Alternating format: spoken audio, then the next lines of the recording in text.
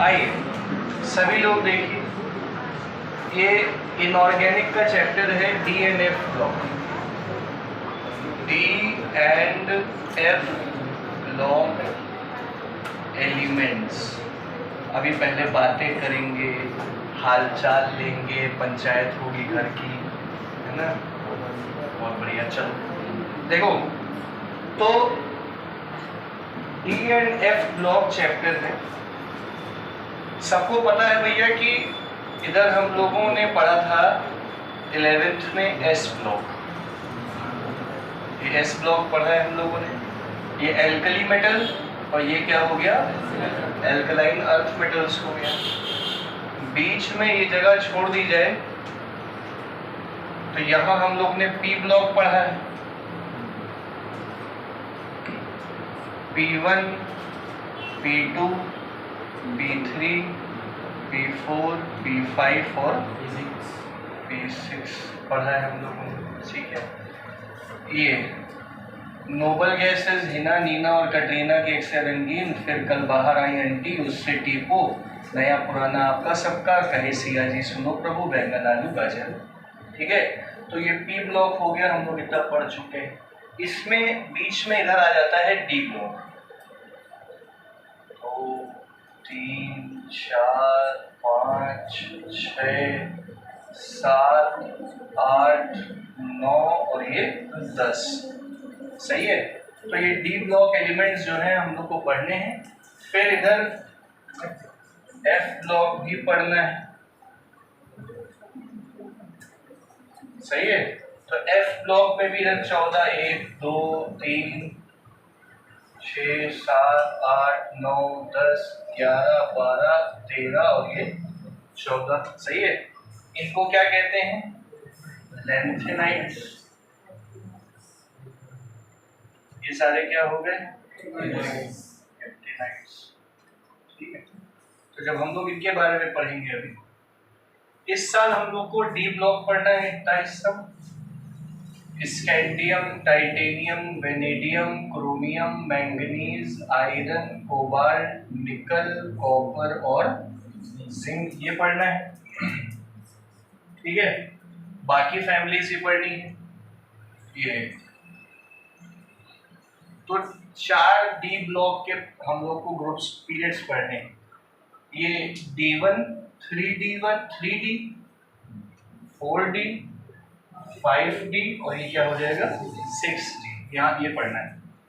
3D first transition series कहलाता है, 4D second transition series, 5D third transition series और ये 6D फोर्थ ट्रांजिशन सीरीज हम लोग को पढ़ना है। इधर 57 के बाद सीधा 72 आ जाता है। एटॉमिक नंबर 57 के बाद सीधा आ जाएगा 72। तो बीच के जो 14 एलिमेंट्स ये लैंथेनम है। इसके बाद के जो 14 एलिमेंट्स हैं सीरियम से लेके ल्यूटेटियम तक, वो हम लोग को इसमें पढ़ने। फिर यहाँ आ जाएगा 89 से लेके 104 या 3 जो भी है। तो ये एक्टिनियम के बाद से एक्टिनाइट सीरीज शुरू हो जाएगी। लैंथेनम के बाद से लैंथेनाइट सीरीज शुरू हो जाती है। एक्टिनियम के बाद से कौन सी सीरीज हो जाएगी, एक्टिनाइट सीरीज शुरू हो जाएगी। तो हम लोग को इनके बारे में और इनके बारे में डिटेल में इस साल पढ़ना है, ठीक बात। चलो बहुत बढ़िया। तो इसमें अपने हिसाब से क्या लिखवा दें, बताओ, जो बताओ लिखवा दें। टॉपिक डालो, लिखो transition elements. D and F block elements chapter में लिखो पहला टॉपिक ट्रांजिशन एलिमेंट्स या डी ब्लॉक एलिमेंट्स, जो कह लीजिए आप।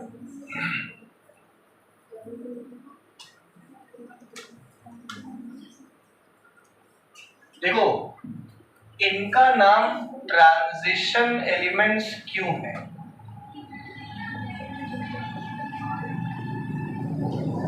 सबसे हाँ शिखर, इसलिए इनको ट्रांजिशन, इनको शिखर क्यों नहीं कहते हुए, ट्रांजिशन क्यों कहते हैं? ट्रांजिशन इसलिए कहते हैं, इसीलिए इनको डी ब्लॉक के एलिमेंट कहते हैं। ट्रांजिशन क्यों कहते हैं इनको? देखो, हाँ वेरिएबल वैलेंसी, देखो ये अच्छा ट्रांजिशन का मतलब क्या होता है? आजकल लड़के लड़कियां ट्रांजिशन रील्स बनाते हैं ना, है कि नहीं? तो ट्रांजिशन का मतलब क्या है? एक से दूसरे में चेंज हो जाना, सही है? तो इधर वाले जो एलिमेंट्स होते, ट्रांजिशन का मतलब समझ गया ना मैं क्या कहना चाह रहा हूँ? एक से दूसरे में बदल जाना, लड़का आज के लड़की बन जाता है ना? इसका मतलब क्या है? या उल्टा हो जाता है। तो हाँ बेटा, तो ट्रांजिशन का मतलब highly electropositive elements, highly electropositive elements होते हैं इस साइड, और इस साइड वही एलिमेंट्स क्या बन जाते हैं? लेस इलेक्ट्रोपॉजिटिव, लेस इलेक्ट्रोपॉजिटिव से हाईली इलेक्ट्रो नेगेटिव हो जाते हैं। मतलब कहने का ये है कि इस सीरीज के थ्रू ही जो है हाईली इलेक्ट्रोपॉजिटिव एलिमेंट्स पहले लेस इलेक्ट्रोपॉजिटिव से लेके हाई इलेक्ट्रोनेगेटिव यानी कि लीस्ट इलेक्ट्रोपॉजिटिव हो जाते हैं। तो एक ट्रांजिशन हो रहा है ना, तो किसके बाद हो रहा है? Transition elements. नहीं समझ पाए? तो ट्रांजिशन हो रहा है एस ब्लॉक से आप पी ब्लॉक में आ रहे हैं, मेटल से आप नॉन मेटल में आ रहे हैं, हाईली इलेक्ट्रोपॉजिटिव से लेस इलेक्ट्रोपॉजिटिव और हाईली इलेक्ट्रोनेगेटिव की तरफ बढ़ रहे हैं। नहीं समझ में आया? Hence transition. तो ट्रांजिशन एलिमेंट्स लिखवा देंगे डेफिनेशन है? अच्छा देखो ट्रांजिशन देखो आ रहे हैं अपने हिसाब से सो के उठ के रोड ब्लॉक हो गए। कल तो वो था ना, कल या आज कोई लेजी पांडा डे है ना, शायद कल था। अच्छा तो प्रांजलि भी तो वहीं से आती है, तो टाइम पे आ रही है, बायो कोचिंग से है। अच्छा खोद लीजिए, लिखो फिर भैया लिखो। Transition elements are those elements, भैया transition elements are those elements which possess incompletely filled d orbitals, incompletely filled d orbitals in their ground state. Transition elements are those elements which possess incompletely filled d orbitals in their ground state or in their ions, or in their ions, or in their ions existing in chemically significant oxidation states, or in their ions existing in chemically significant oxidation states, or in their ions existing in chemically significant oxidation states. सुन रहे? अच्छा इसका मतलब क्या है? अभी हम समझा देते हैं इस चीज का मतलब जो लिखा।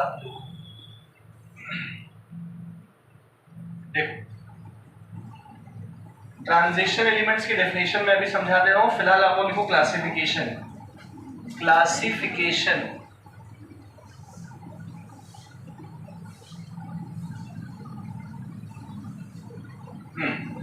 क्लासिफिकेशन लिखो। पहला फर्स्ट ट्रांजिशन सीरीज और 3D series, first transition series और 3D सीरीज, ठीक है? सभी लोग नजरें बोर्ड पर रखो बेटा। ये है फर्स्ट ट्रांजिशन सीरीज या 3D सीरीज। ये स्कैंडियम से शुरू होती है और कहां तक जाती है? जिंक तक। तो ब्रैकेट में लिख लो स्कैंडियम से जिंक तक, स्कैंडियम से जिंक तक, ठीक है? अब इसके बारे में पहले बता देते हैं। दूसरी ट्रांजिशन सीरीज भी बताएंगे, इट्रियम से कैडमियम तक, फिर तीसरी, फिर चौथी, सब बताएंगे। फिलहाल ये बनाने की जरूरत तो नहीं है, नहीं ना? ये तो बचपन से बना रहे हैं, मतलब से केमिस्ट्री पढ़ रहे, यही बना ही रहे। चलो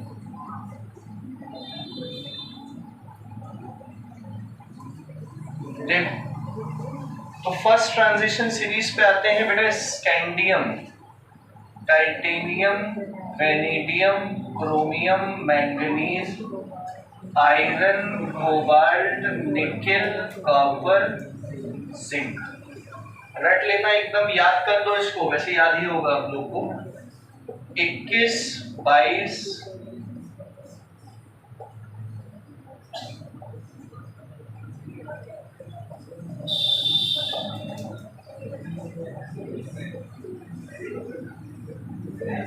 और इधर देखो, अच्छा जिंक के बाद 31, बैंगन, आलू, गाजर, गैलियम। ठीक है, इधर देखो स्कैंडियम। कॉन्फ़िगरेशन तो सब कर लेते हो ना यहाँ पे। ये आर्गन 4s2 3d1, सबको पता है ये वाला कॉन्फ़िगरेशन। 18 2 20 1 21। इसी प्रकार ये आर्गन 4s2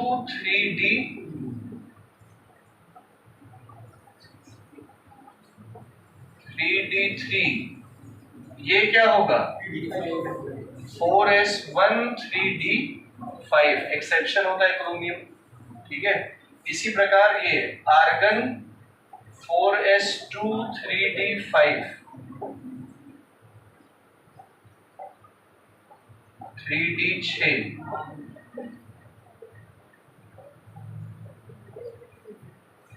समझ ही गए होंगे। कॉपर का क्या होता है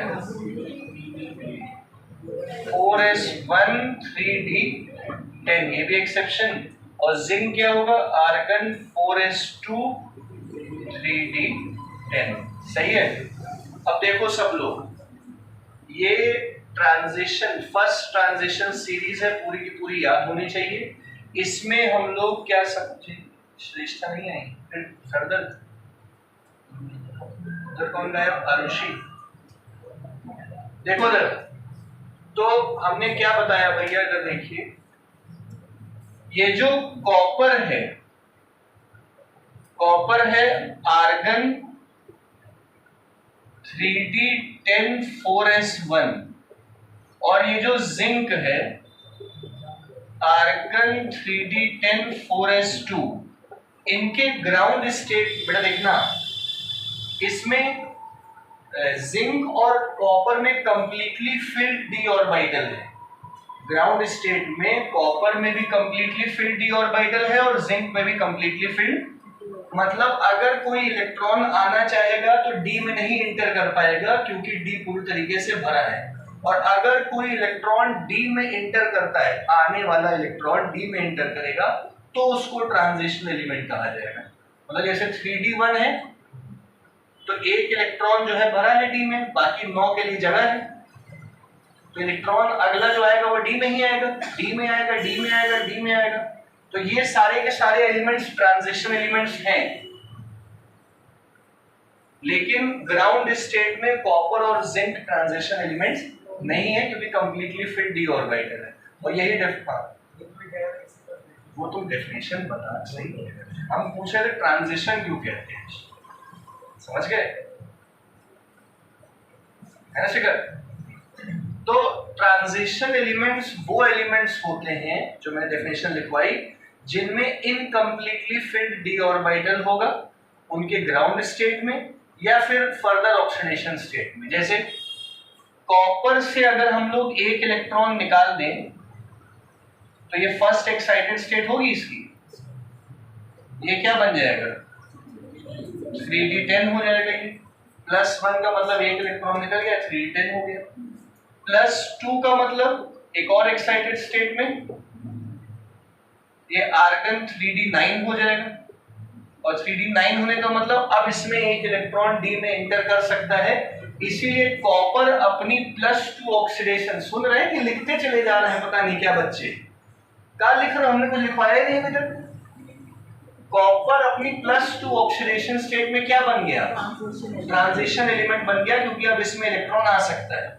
जिंक के बारे में देखो, जिंक +2 जब आएगा तो भी ये क्या है 3d10।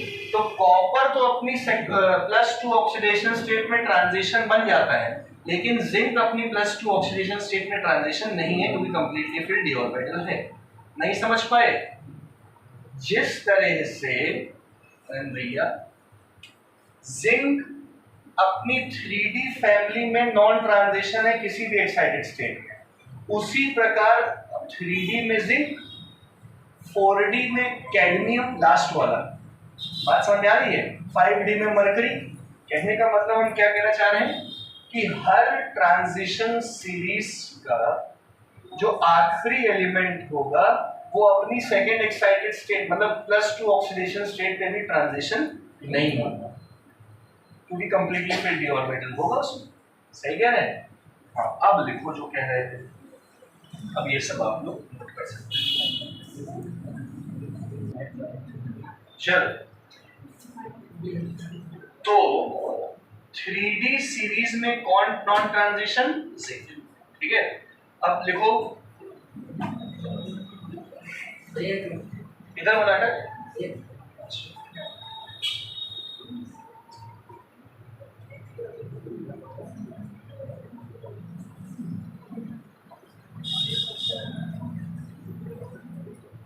देखिए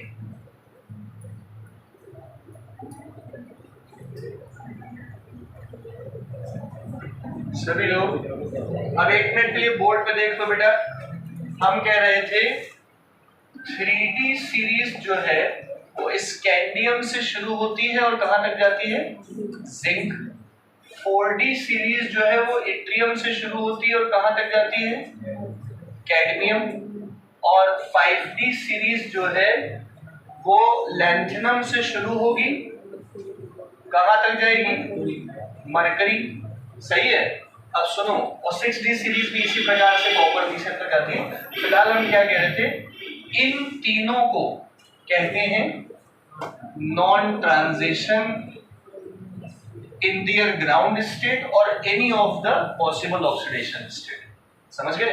तो ये लिख लो उसके नीचे 3d 4d 5d सब सीरीज लिखते इसको नॉन ट्रांजिशन कहेंगे। चलो, ये लिखने के बाद इनकी जनरल प्रॉपर्टीज पढ़ेंगे ट्रांजिशन से।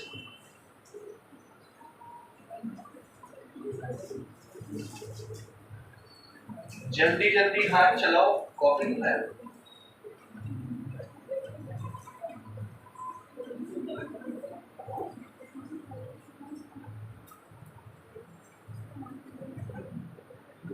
हाँ बेटा, इट्रियम YTD है ना, इसको सिर्फ Y से करते हैं, टी लगाते हैं। इट्रियम लिखो। इसके बाद जनरल प्रॉपर्टीज, ट्रांजिशन एलिमेंट्स की जनरल यानी कि कॉमन प्रॉपर्टीज के बारे में बताएंगे।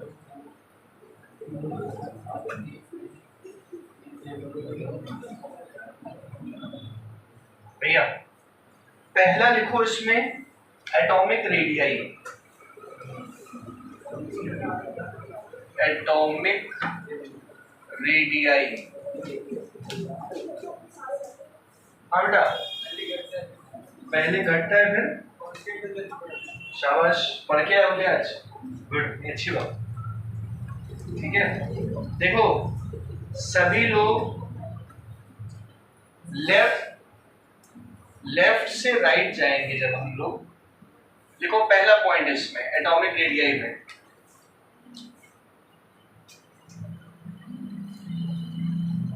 on going left to right,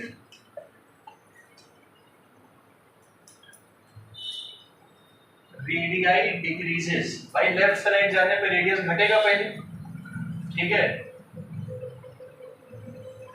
radii decreases, comma the decrease becomes small after midway. The decrease becomes small after midway. The decrease becomes small after midway.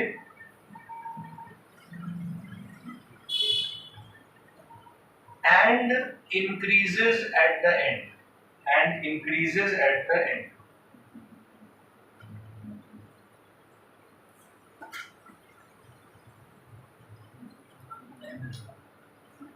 Last में जाके बढ़ जाता है।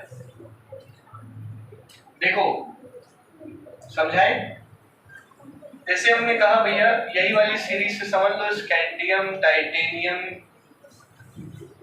वेनेडियम, क्रोमियम, बातें नहीं करो, manganese, iron, cobalt, nickel, copper, zinc. देखो जैसे ये क्या था 3d1 4s2, 3d2 4s2,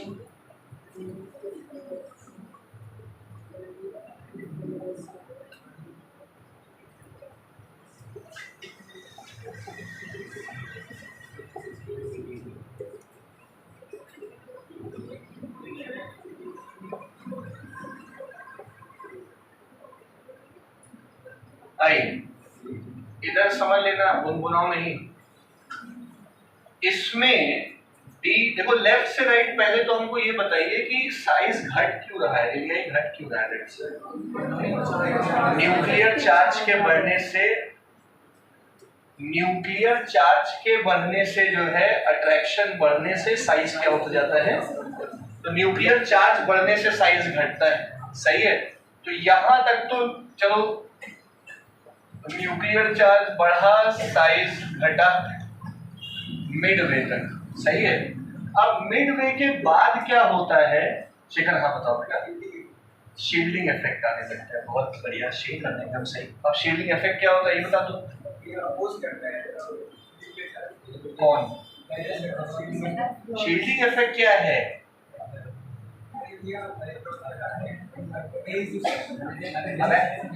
अच्छा और छोड़ो, सब लोग इधर देखो, बातें नहीं, बातें शील्ड करने का मतलब ही शील्ड करना, कि मतलब अगर भैया अग्रवाल साहब जो है वैलेंस इलेक्ट्रॉन है और वो पीछे दो लड़के बैठे न्यूक्लियस में अपने, ठीक है, तो अग्रवाल साहब को उनके खिंचाव से कौन बचाएगा? ये सारे के सारे वैलेंस इलेक्ट्रॉन, ये सारे इलेक्ट्रॉन बचाएंगे जो पेनल्टीमेट और एंटी पेनल्टीमेट शेल्स में होंगे। नहीं समझ पाए मेरी बात? तो आउटर मोस्ट इलेक्ट्रॉन्स को न्यूक्लियस के खिंचाव से बचाते हैं, बीच वाले जो इलेक्ट्रॉन्स होते हैं उसे कहते हैं शील्ड करना, ठीक है। तो अब बीच में क्या होता है, देखो 3D में बातें नहीं, अभी तक 3D में 5 थे, 1 2 3 4 5, अब क्या गए? तो 6 मतलब ये पेयरिंग शुरू हो गई, 7 मतलब पेयरिंग, 8 पेयरिंग, 10 मतलब और पेयरिंग। तो जैसे जैसे इलेक्ट्रॉन की पेयरिंग शुरू हो जाएगी, फिर ये वाले इलेक्ट्रॉन जो हैं वो आउटर मोस्ट इलेक्ट्रॉन्स को या खुद के ही इलेक्ट्रॉन्स को न्यूक्लियस से बचा पाएंगे। नहीं समझ पाए? जैसे जैसे डी में इलेक्ट्रॉन बढ़ेंगे और पेयरिंग शुरू हो जाएगी, वैसे वैसे वो पेयर्ड इलेक्ट्रॉन जो है या तो अपने ही डी के इलेक्ट्रॉन को या एस के इलेक्ट्रॉन को न्यूक्लियस के खिंचाव से क्या करेंगे? प्रोटेक्ट करेंगे, जिससे न्यूक्लियस आउटर मोस्ट इलेक्ट्रॉन्स को उतना नहीं खींच पाएगा, भले न्यूक्लियर चार्ज बढ़ रहा है।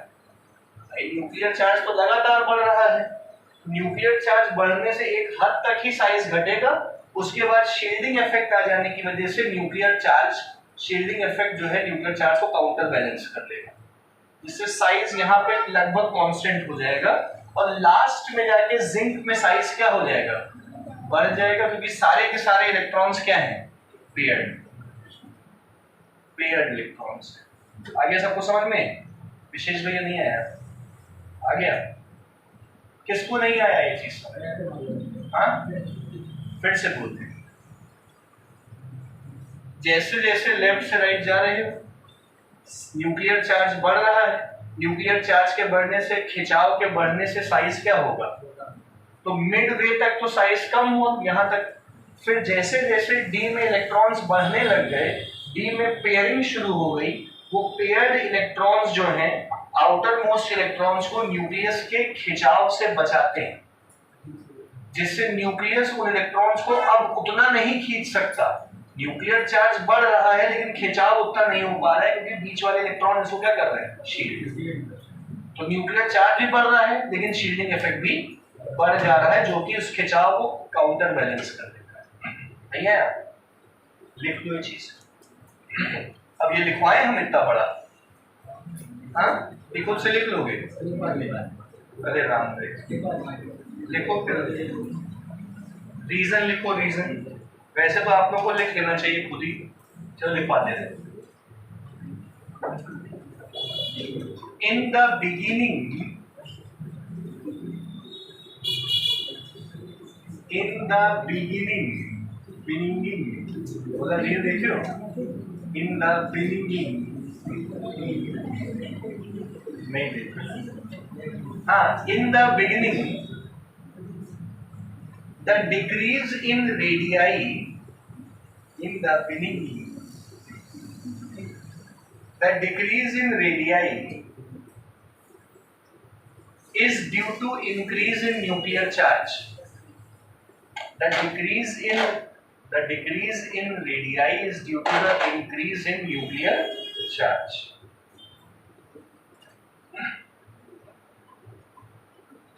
समझ गए? Stop. As the atomic number increases, अब जैसे जैसे एटॉमिक नंबर बढ़ेगा, the added electron enters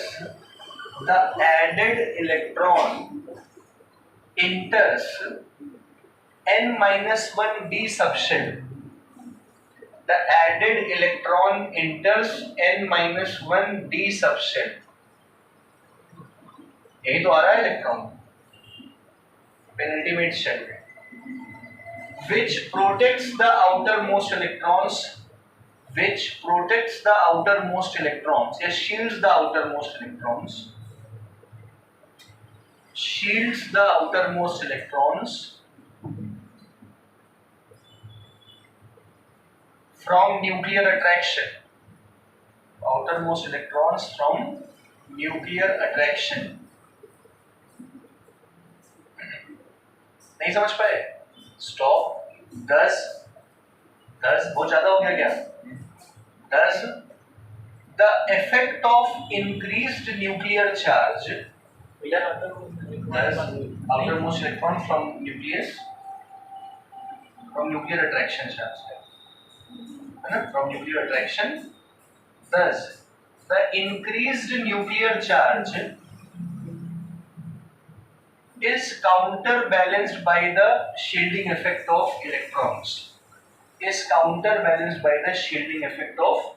electrons.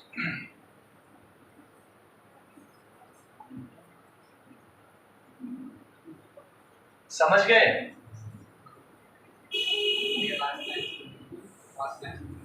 Last time क्या बोली थी मैंने, मुझे याद नहीं। Thus the increased nuclear charge counterbalance the shielding effect, है ना? Is counterbalanced by the shielding effect of electrons. तो बराबर हो गया। अब आखिरी में क्या होगा, इधर देखो बेटा, जब लास्ट में जाओगे जिंक के लिए, अब लिखो इसके बाद पैराग्राफ चेंज करके, at the end of each series,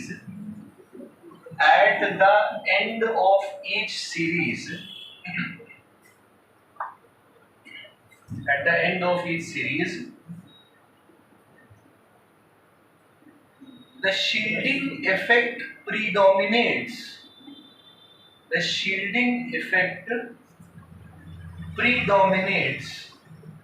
Nuclear charge predominates the nuclear charge. Shielding effect जो है अब न्यूक्लियर चार्ज के खिंचाव से ज्यादा हो जाता है, predominates the nuclear charge, मतलब that is attraction of electron, है ना? Hence size decreases at the end. Size increases at the end. Hence size increases at the end. समझ ही गए होंगे?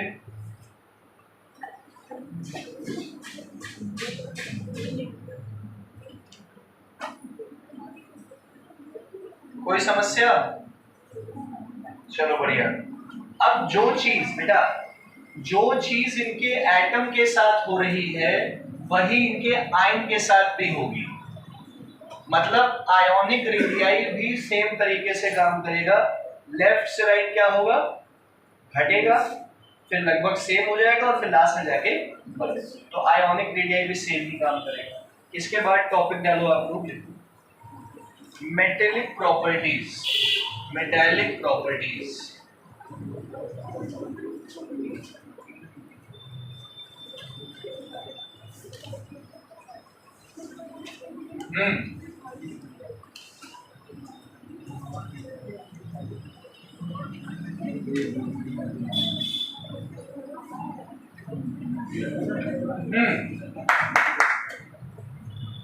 लगभग सभी ट्रांजिशन एलिमेंट्स जो होते हैं वो मेटेलिक प्रॉपर्टी शो करते हैं, एक्सेप्ट दोज जो कि लास्ट में। सुन लो please, soon low.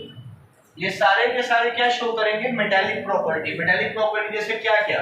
Metallic lustre, मतलब वो शाइन करेंगे, डक्टिलिटी होगी उनमें, मैलिएबिलिटी होगी उनमें, और मतलब उनके अंदर मेटेलिक प्रॉपर्टीज होगी, गुड कंडक्टर होंगे और तमाम चीजें, एक्सेप्ट फॉर ये लास्ट वाले जिंक 3D सीरीज में, 4D सीरीज में कौन? कैडमियम, और 5D सीरीज में मरकरी। तो लिखो मेटेलिक प्रॉपर्टीज में except for zinc, cadmium and mercury, except for zinc, cadmium and mercury,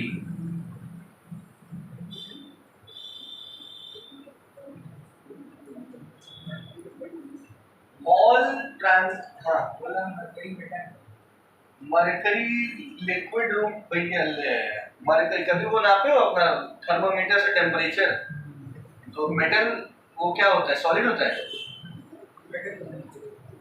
हाँ लिखो भैया,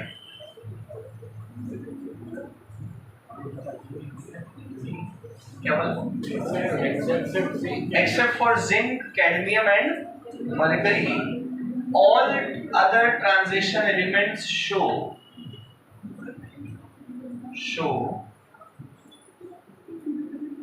metallic luster,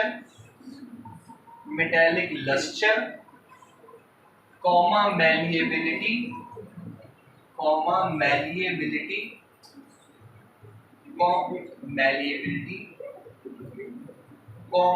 ductility, high tensile strength, malleability, ductility, luster, high tensile strength। ठीक है। High thermal and electrical conductivity, high thermal and electrical conductivity, समझ गए?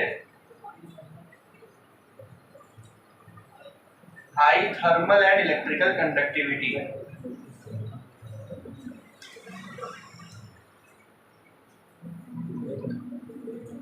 सबको समझ आ गया? Are hard, are very hard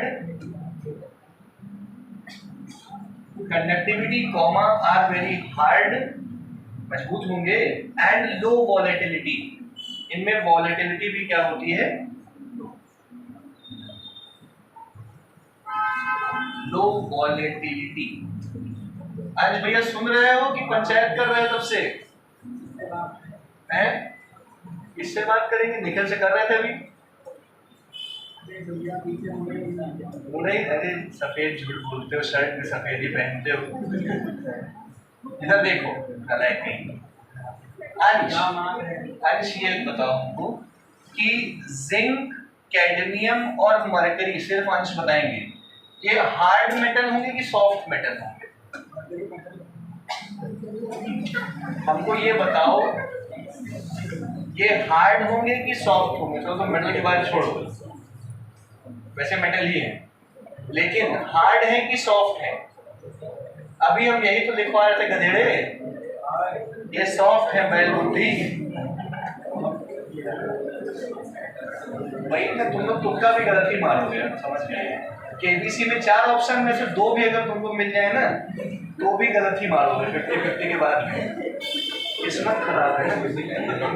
चलो अच्छा, आओ देखो इधर, जिंक, कैडमियम और मरकरी क्या होते हैं? सॉफ्ट होते हैं। अभी लिखवाया, बाकी सब हार्ड, ये क्या है? सॉफ्ट। ठीक है, देखो रीजन क्यों।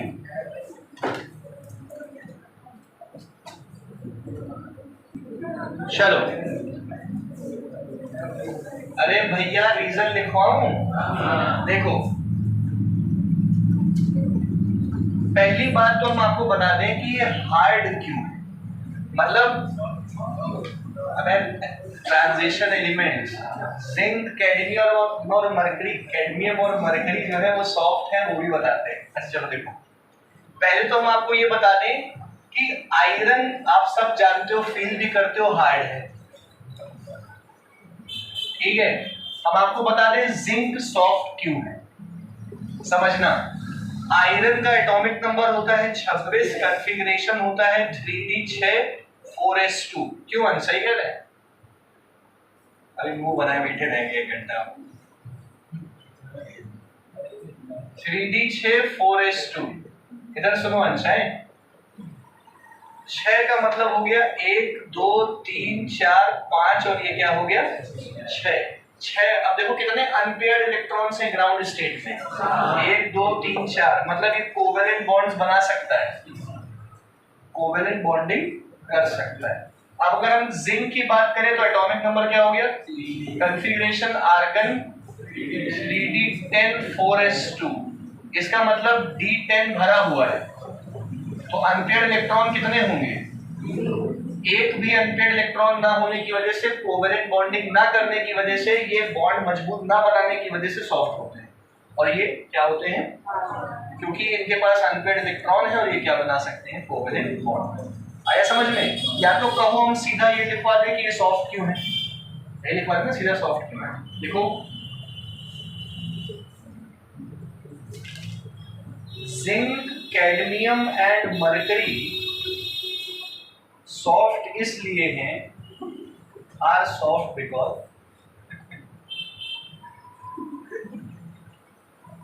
जिंक, कैडमियम और mercury are soft because of no unpaired electrons, because of no unpaired electrons in their d orbitals, no unpaired electrons in their d orbitals, जिसकी वजह से ये क्या नहीं बना सकते? कोवेलेंट बॉन्डिंग नहीं बना सकते, ये एक दिन उसके आगे, जिसकी वजह से ये कोवेलेंट बॉन्ड नहीं बना पाते।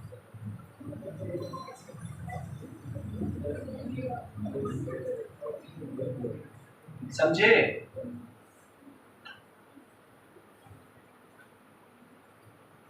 बाकी सारे बना पाते हैं।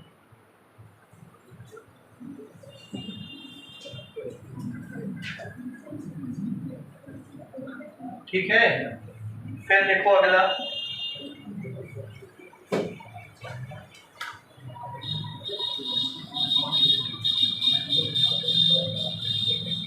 देखो बेटा, डेंसिटी, घनत्व। हम लोग ने मेटेलिक प्रॉपर्टीज पढ़ ली, लैटिस पढ़ लिया, आप पढ़ेंगे डेंसिटी।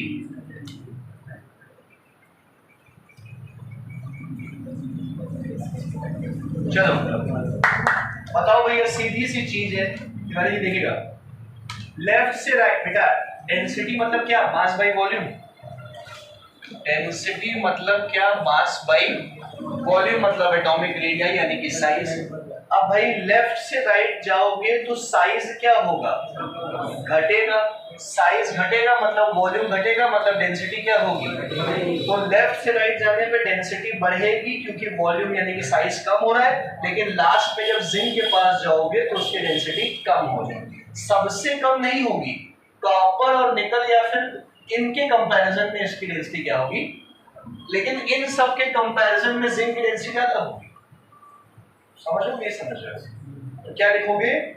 और लेफ्ट टू राइट, और going from left to right, on going from left to right, Shukla ji, on going from left to right, with decrease in atomic volume, density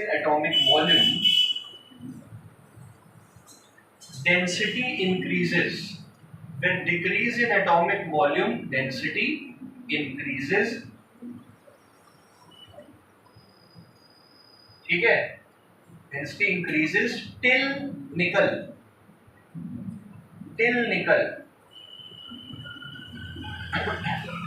density बढ़ेगी कब तक? निकल तक.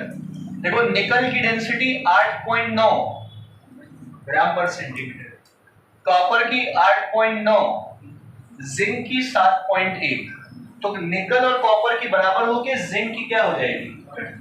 डेंसिटी इंक्रीजेस, है ना, till nickel and then decreases for zinc,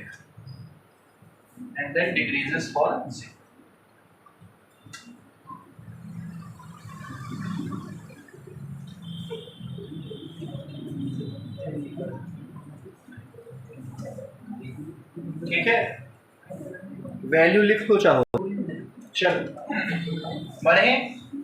फिर देखो बेटा, डेंसिटी हो गया. अब देखो MPBP, melting point and boiling point पढ़ाए भैया.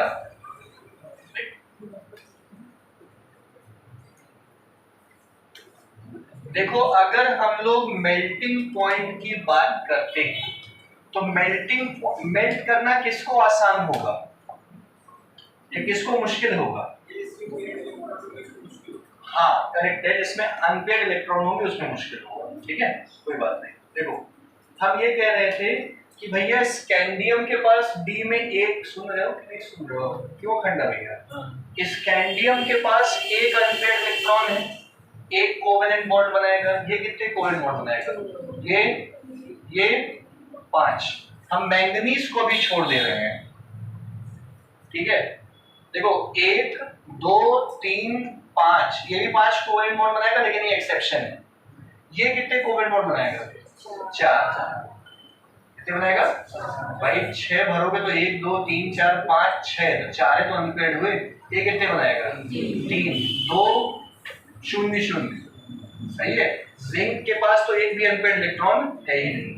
अब जैसे जैसे नंबर ऑफ अनपेयर्ड इलेक्ट्रॉन्स बढ़ेंगे, नंबर ऑफ अनपेयर्ड इलेक्ट्रॉन बढ़ेंगे, कोवेलेंट बॉन्ड फॉर्म करना क्या हो जाएगा?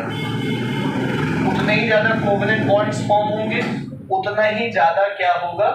Melting point. Manganese abnormally low melting point, होना हाई चाहिए लेकिन एबनॉर्मली लो है. वो उसके क्रिस्टल लैटिस की वजह से होता है. क्रिस्टल में वो थोड़े अजीब तरीके से अरेंज होता है. फिर यहां जाओगे तो फिर नंबर ऑफ अनपेयर्ड इलेक्ट्रॉन क्या होंगे? Number of unpaired electrons decrease करेंगे, जिससे कोवेलेंट बॉन्ड बनाने की क्षमता कम होगी, जिससे मेल्टिंग पॉइंट क्या हो जाएगा? कम हो जाएगा.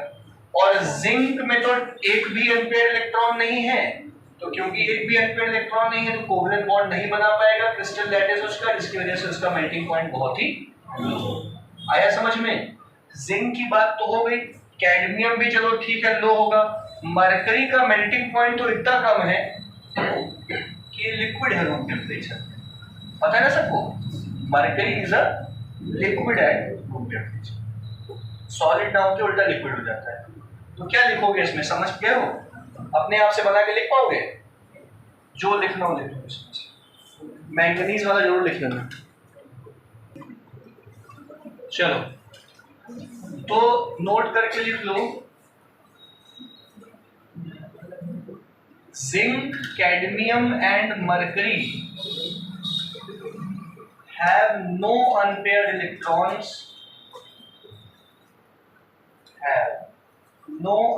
electrons, hence are soft metals with low MPBP. Hence are soft metals with low MPBP. Soft metals with low MPPT, ठीक है।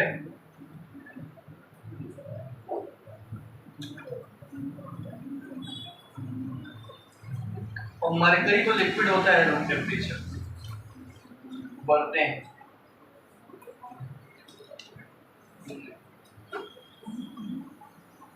बोले ठीक है, लिखो ionisation enthalpies, ionisation enthalpies.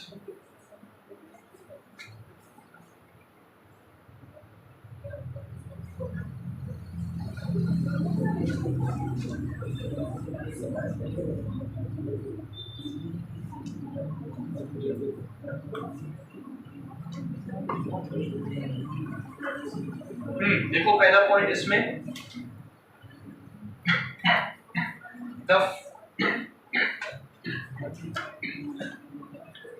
the first ionization enthalpy increases from left to right, left से right ionization enthalpy बढ़ेगी ना।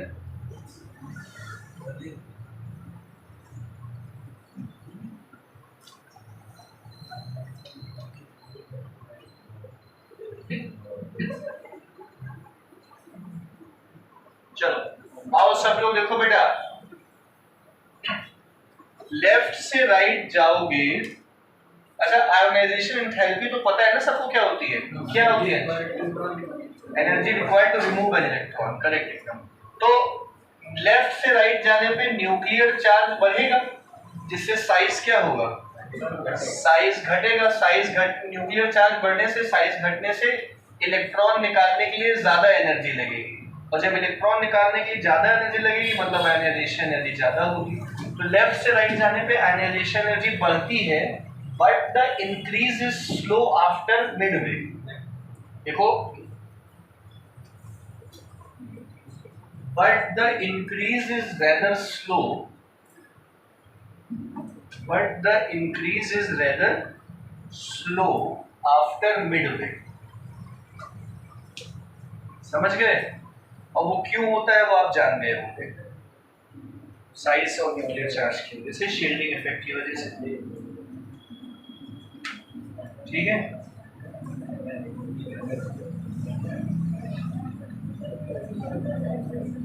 आओ बेटा देखो सब लोग, ये पहला पॉइंट समझ में आ गया, लेफ्ट राइट बढ़ेंगी लेकिन रेगुलर नहीं होगा, स्लो होगा। आगे देखो सेकंड पॉइंट, नजरें बोर्ड पे रखो और सेकंड पॉइंट देखो। हमको ये बताओ ऊपर से नीचे जाने पे, अरे देखो ऊपर से नीचे आने पे साइज बढ़ता है ना, साइज बढ़ेगा तो इलेक्ट्रॉन निकालना आसान हो जाएगा, तो आयोनाइजेशन एनर्जी क्या लगेगी? तो ऊपर से नीचे जाने पे आयोनाइजेशन एनर्जी घटनी चाहिए, घटती भी है लेकिन थर्ड ट्रांजिशन सीरीज के लिए बढ़ जाती है। मतलब स्कैंडियम से जिंक वाली सीरीज, इट्रियम से कैडमियम वाली सीरीज के लिए घटती है, लेकिन तीसरी कौन सी थी? लैंथेनम से मरकरी वाली सीरीज, मतलब थर्ड ट्रांजिशन सीरीज के लिए की आयोनाइजेशन एंथैल्पी फर्स्ट और सेकंड से ज्यादा होती है। देखो फिर से बता दें, ऊपर से नीचे जाने पे आयोनाइजेशन एंथैल्पी घटनी चाहिए, तो फर्स्ट ऊपर से नीचे घटती है, लेकिन थर्ड ट्रांजिशन सीरीज के लिए जो आयोनाइजेशन एंथैल्पी होती है, फर्स्ट आयोनाइजेशन एंथैल्पी एक इलेक्ट्रॉन निकालने के लिए, वो इन दोनों की सीरीज से ज्यादा होती है। कम होनी चाहिए थी लेकिन ज्यादा होती है। क्यों होती है ये भी हम बता रहे हैं। देखो the first ionization enthalpy for third transition series, the first ionization enthalpy for third transition series, देखिए कॉपी नहीं, अभी तक लिख नहीं है आप? हाँ, third transition series is more than that of first and second transition series। Third transition series के लिए आयनाइजेशन एंथैल्पी फर्स्ट और सेकंड से क्या होती है, ज्यादा, F orbital, first and second transition series.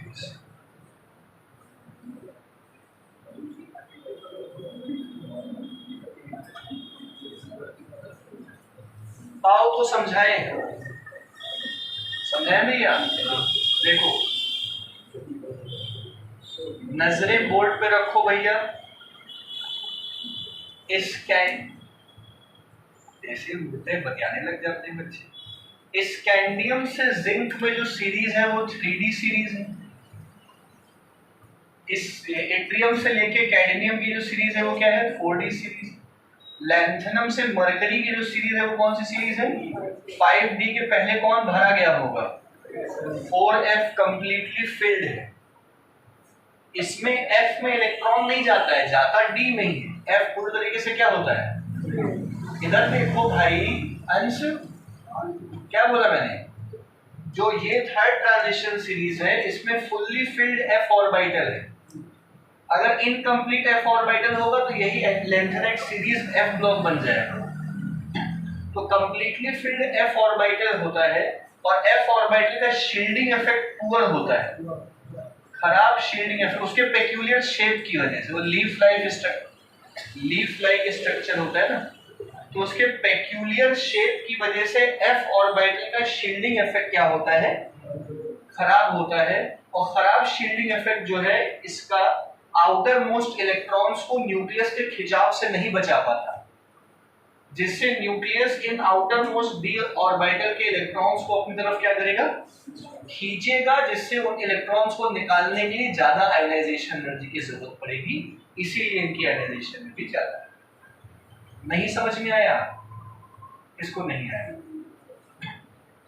Tiwari ji हम कह रहे हैं कि जो लैंथेनम से मरकरी की थर्ड ट्रांजिशन सीरीज है इसमें कौन आ गया, फुल्ली फिल्ड F ऑर्बिटल आ गया, जिसका शील्डिंग इफेक्ट क्या है, खराब है।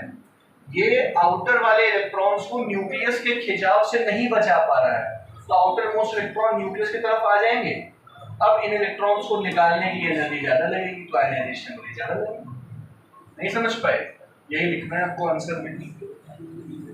इन third transition the atoms of elements of third transition series, reason लिखवा रहे हैं हम, reason, the atoms of elements of third transition series have fully filled F orbital, 4F orbital, have atoms of elements of third transition series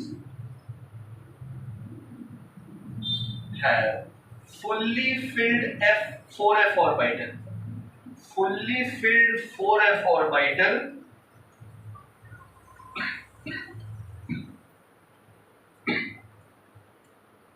ठीक है। 4F stop के बाद 4F orbital exhibit poor shielding effect due to their peculiar shape.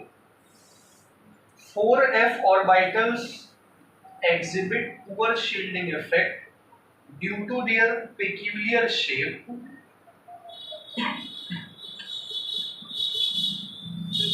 ठीक है, due to their peculiar shape, as a result of which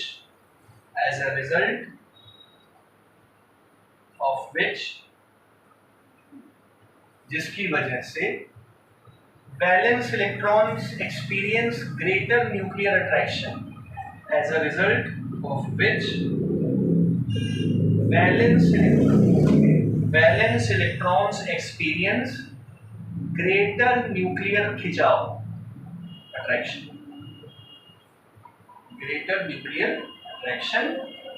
जिससे उनके electrons को निकालने के लिए आयनाइजेशन एनर्जी क्या लगेगी, ज्यादा ना, न्यूक्लियर अट्रैक्शन, जिसकी वजह से इलेक्ट्रॉन निकालने के लिए ज्यादा एनर्जी। समझ गए सब लोग? चलो सभी लोग एक सवाल लिखो यहाँ पे।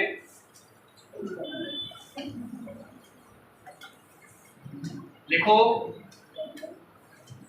K2PtCl6, K2PtCl6 is a well-known compound.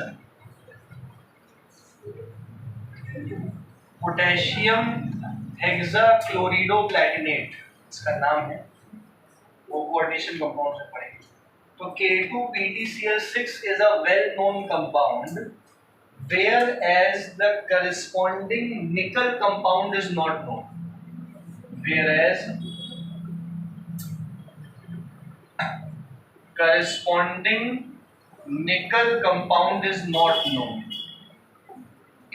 ये एग्जिस्ट नहीं करता, K2NiCl6 नहीं एग्जिस्ट करता, K2PtCl6 एग्जिस्ट करता है। सही है, क्यों?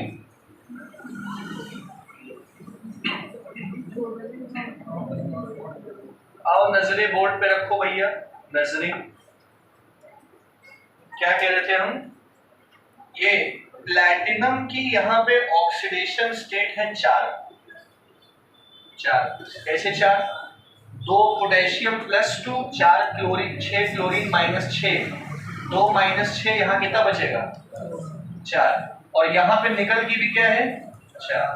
तो प्लैटिनम जो है अपनी +4 ऑक्सीडेशन स्टेट में थर्मोडायनेमिकली ज्यादा स्टेबल है एज कंपेयर टू निकल अपनी चौथी ऑक्सीडेशन स्टेट पे उतना स्टेबल नहीं।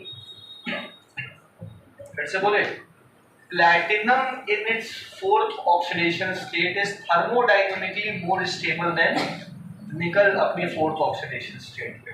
क्यों? देखो, जो ज्यादा स्टेबल है, प्लैटिनम क्या है? ज्यादा स्टेबल है। तो प्लैटिनम के 4 इलेक्ट्रॉन्स को निकालने के लिए 4 आयोनाइजेशन एनर्जी लगी होंगी।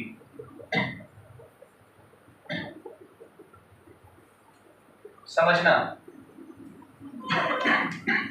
पहला इलेक्ट्रॉन निकालने के लिए फर्स्ट, फिर सेकंड, फिर थर्ड, और फिर क्या होगी?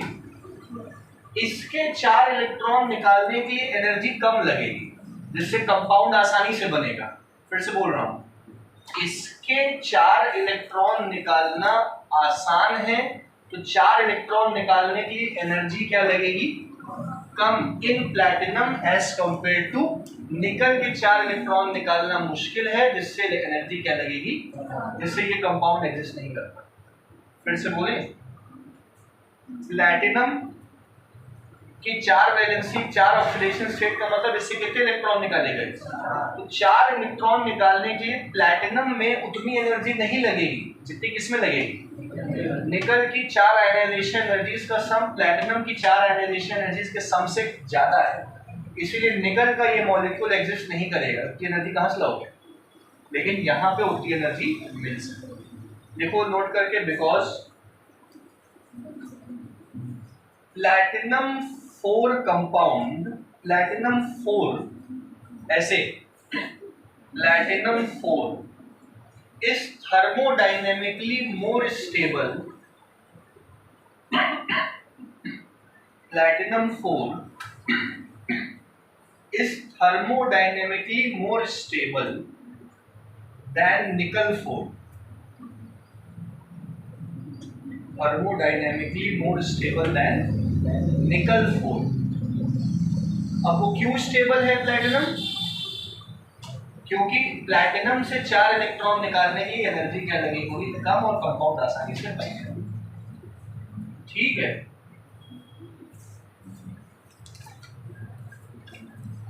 अच्छा इसका देखो, अगर +2 ऑक्सीडेशन स्टेट की बात करें, जैसे 4 स्टेट इसकी ज्यादा स्टेबल है, 2 ऑक्सीडेशन स्टेट निकल की ज्यादा स्टेबल। एक और बात नोट करके वहां लिख लो, nickel 2 oxidation state is thermodynamically more stable than platinum 2. Nickel 2 oxidation state is thermodynamically more stable than